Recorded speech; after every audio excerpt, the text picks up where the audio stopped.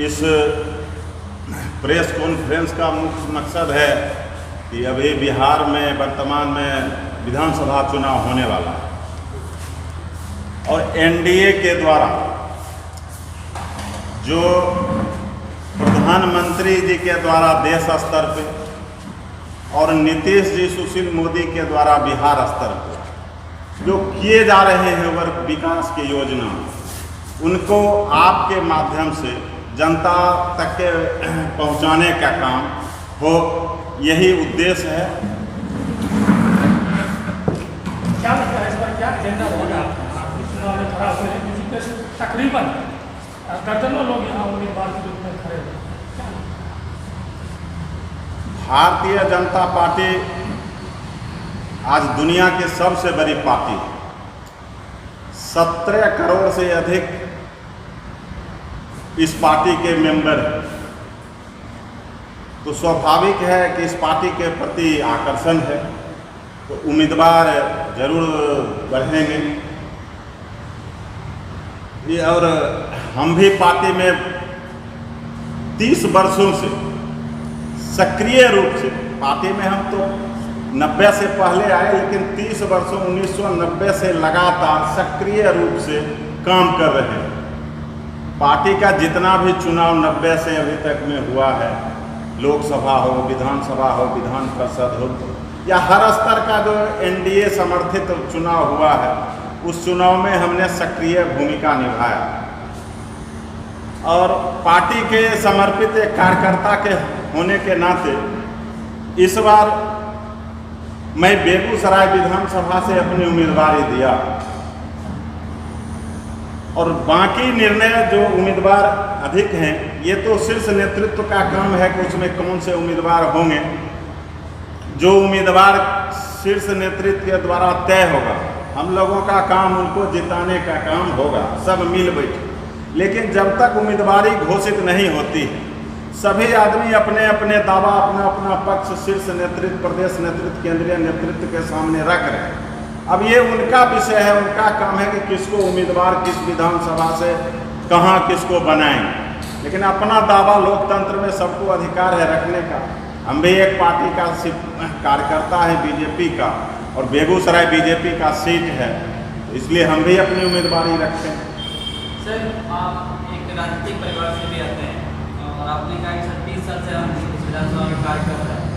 Sir, अपने कुछ कार्यों के बारे में बताएं ताकि अगर भाजपा आपको टिकट देती इस बार विधानसभा, ताकि वो एजेंडा आपने का जनता के बीच जाए, अपने कार्य के बारे में।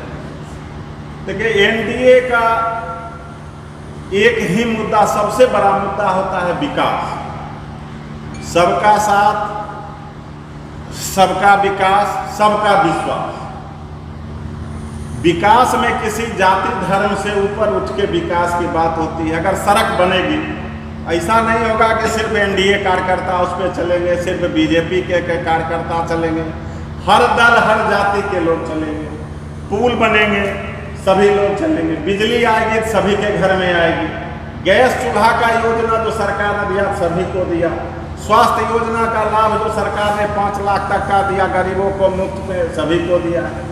हमारा भी मुद्दा सिर्फ और सिर्फ पहला विकास। और विकास एक ऐसा चीज है कि निरंतर, जो रोड आज बनी फिर टूटे, जो घर आज बना है वो सबका अलग अलग लाइन।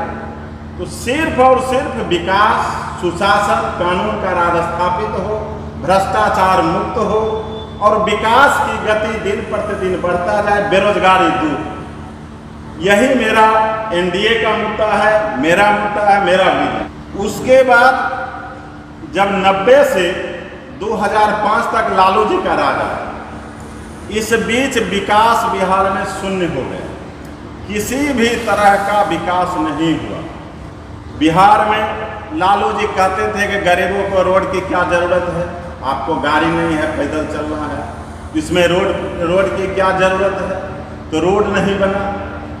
विकास के पैसा का उन्होंने चारा विद्यालय खोल के और खा गए, और जिसमें उन्होंने सजायाफ्ता है और रांची जेल में आज बंद पड़े।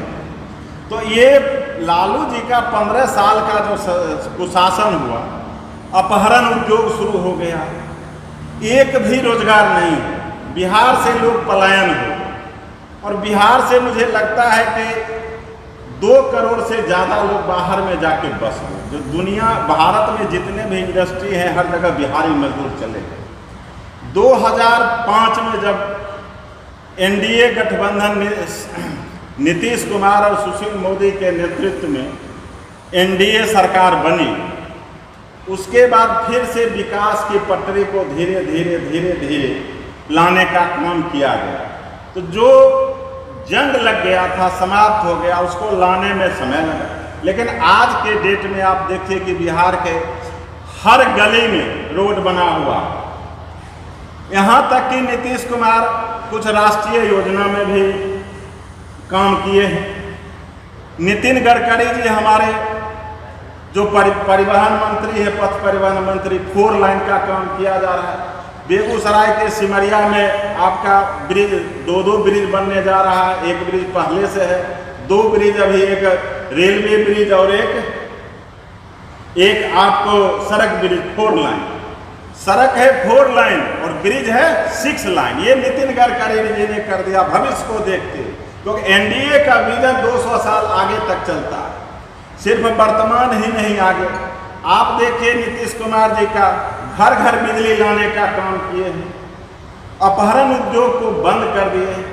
जो शहाबुद्दीन का राज था, जो ऐसे उसे क्रिमिनल का राज था, सारा बंद हो गया, वो भी आज जेल में पड़े।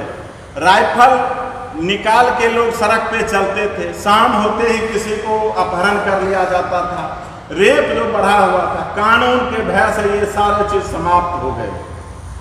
अब सिर्फ और सिर्फ विकास पर ही एक मुद्दा है एनडीए का, और विकास की गति को रफ्तार बढ़ाने के लिए किसानों के बारे में सोचा जाता है, बेरोजगारों के बारे में सोचा जाता है, नए इंडस्ट्री के बारे में सोचा जाता है। आपके रिफाइनरी में देखिए कि 6 टन मिलियन जो कैपेसिटी से बढ़ाकर 9 टन मिलियन किया गया। बंद जो फर्टिलाइजर था उसका जीर्णोद्धार हो रहा और काम शुरू है। जो थर्मल बंद था उनको एनटीपीसी ले लिया और वो चालू हो गया। जो भाजपा का एक राम मंदिर मुद्दा था, जिनको अडवाणी जी ने रथ लेकर घूमा था, उस जो भाजपा के लोग भी कहते थे कि ये मंदिर नहीं बनेगा, वो मंदिर का शिलान्यास पिछले महीने आके हमारे प्रधानमंत्री जी ने अयोध्या में किया और वहाँ पे मंदिर का निर्माण शुरू हो गया। तो तमाम मुद्दे जो है वो शुरू हो रहे हैं, विकास की रफ्तार बढ़ाया जा रहा है। पाकिस्तान ने जब आंख दिखाया तो जो नाइजीरिया के सेना काम करते थे, भारतीय सेना ने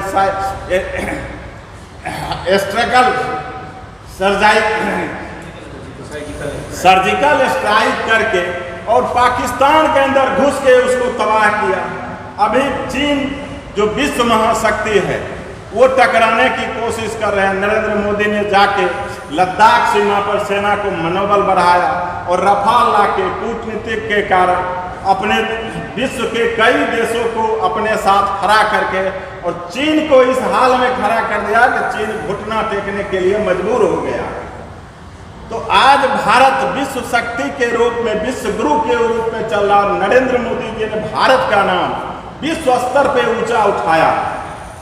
बेगूसराय की जो विधायिका हैं, कांग्रेस के विधायिका हैं, काम हम वो क्या काम किए कुछ नजर नहीं आ रहा। चुनावी समय जब आया है तो शिलान्यास, केवल शिलान्यास फेसबुक पर मीडिया के माध्यम से देख रहे हैं कि गांव-गांव में शिलान्यास हो रहा। 5 साल उनको समय मिला, 5 साल में वो इतने शिलान्यास नहीं किए जितना कि वो 1 महीना 2 महीना में कर रहे हैं। काम निरंतर होते रहता है। आपको बेगूसराय में देखिए कि संचार भवन का उद्घाटन हुआ, डाक भवन का, ये भी भारत सरकार के द्वारा दिया गया है। तो मुझे कुछ ऐसा काम नहीं दिखाया जा रहा है, दिया जा रहा है सड़क पे कि कोई काम उनके द्वारा ऐसा किया गया कि जनता के बीच में बहुत लोकप्रिय हो। और बिहार सरकार के द्वारा, भारत सरकार के द्वारा सैकड़ों योजनाएं चल रही। जल जीवन हरियाली नीतीश जी के द्वारा 7 निश्चय योजना, देखिए गांव-गांव में स्वच्छ। आपने केंद्रीय मंत्रिमंडल का बहुत सारे काम गिनाए, सारे मामले केंद्रीय, लेकिन अब जो चुनाव होना है वो तो क्षेत्रीय मुद्दे पर होगा। तो अभी तक एक भी आपने ऐसा काम नहीं बताया जो बेगूसराय के बारे में सोचें। बहुत बड़ी समस्या है जल जमाव की समस्या। लॉ ऑर्डर लॉ एक पूरा ही कर दें आप, लॉ ऑर्डर की बात कर रहे हैं। हमारे केंद्रीय मंत्री हैं गिरिराज सिंह, वो कहते हैं कि आपके प्रशासन आपकी बात नहीं सुनती है। आपको कैसे लगता है कि आप लॉ ऑर्डर को फिर ठीक कर लेंगे यहाँ पर? नहीं, ऐसी बात नहीं है कि प्रशासन बात नहीं सुनती है। प्रशासन बात सुनती है, प्रशासन काम कर रही है। आप देखें कि हाल फिलहाल में हमारे एक कार्यकर्ता का, जो युवा मोर्चा का कार्यकर्ता था धीरज, जिसकी हत्या हुई, सारे अपराधी पकड़े गए, 3 दिन के अंदर पकड़े गए। आप देखें कि दिन दहाड़े तेघरा में सोना दुकान में लूट हुआ और 3 दिन के अंदर प्रशासन ने सोना सहित सारे लोगों को हवालात के अंदर डाले। जो भी घटना हुई है सभी में गिरफ्तारी सारे लोगों की हुई। सर उसमें आपका कार्यकर्ता था, वो सोना व्यवसायी था वो, लेकिन यहाँ हत्या आए दिन रोज हो रही है, वो लोग कोई नहीं पकड़े जाते हैं, उन पर क्यों नहीं ध्यान दिया जाता है? नहीं, हत्या होती है, पकड़े भी जाते हैं। कुछ लोग ऐसे हैं जो जान को जो जब मरना ही पसंद करेंगे, उसके लिए क्या।